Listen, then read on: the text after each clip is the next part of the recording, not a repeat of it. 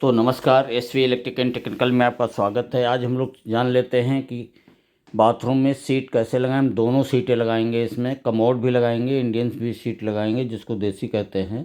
इन दोनों सीटों को लगाने के लिए कितनी जगह चाहिए, कैसे लगाना है, फिट करना है, ये हम जान लेते हैं। दोस्तों, ये 7x5 का बाथरूम है जिसमें हमें फिटिंग करने वाले हैं। दोस्तों, सबसे पहले हम फिटिंग करेंगे, यहाँ पे हम लगाएंगे आपका कमोड। यहाँ पे हम कमोड लगाएंगे। ये ड्रेनेज पाइप पहले से पड़ा हुआ है और इसमें कैसे जोड़ेंगे ये हम जानेंगे। दोस्तों, अब यहाँ पे हम कमोड बैठाने के लिए कितना जुगाड़ करेंगे, क्योंकि ड्रेनेज पाइप ये छत के ऊपर हैं, हम काट नहीं सकते हैं, निकाल नहीं सकते हैं। और बगल में कॉलम भी खड़ा हुआ है और इसमें इससे आगे और यहाँ पे हम लगाएंगे। और चलिए यहाँ फिट कर लेते हैं। पहले हम 4-3 की टी फिट करते हैं, क्योंकि 3 इंची पाइप इधर ले जाएंगे हम बेसिन लगाने के लिए। तो यहाँ पे एक टी और लगाएंगे, तब जा कर के यहाँ पे पॉइंट बैठेगा। और बैठा के आपको दिखाते हैं।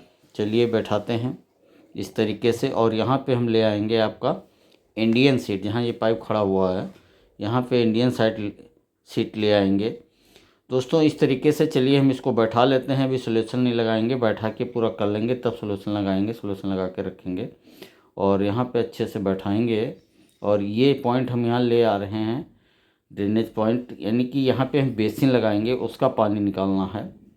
तो ये 4-3 का है और हम 4-3 का टी लगा करके इधर पाइप लगा दिए। अब इसी जगह एक टी और लगाएंगे, जिसका मुंह उधर को रखेंगे। 4-4 की टी लगाएंगे, जिसमें एल्बो लगा के हम कमोड लगाएंगे। उतनी जगह कैसे फिट करेंगे, तो ये छोटी सी जगह है और छोटी जगह नहीं है, लेकिन ये पाइप ड्रेनेज पाइप जो पहले से निकला था, इस वजह से थोड़ा सा दिक्कत आती है। तो अब यहीं पे हम ये फिट कर लेते हैं। मैनेजमेंट कर लिया है।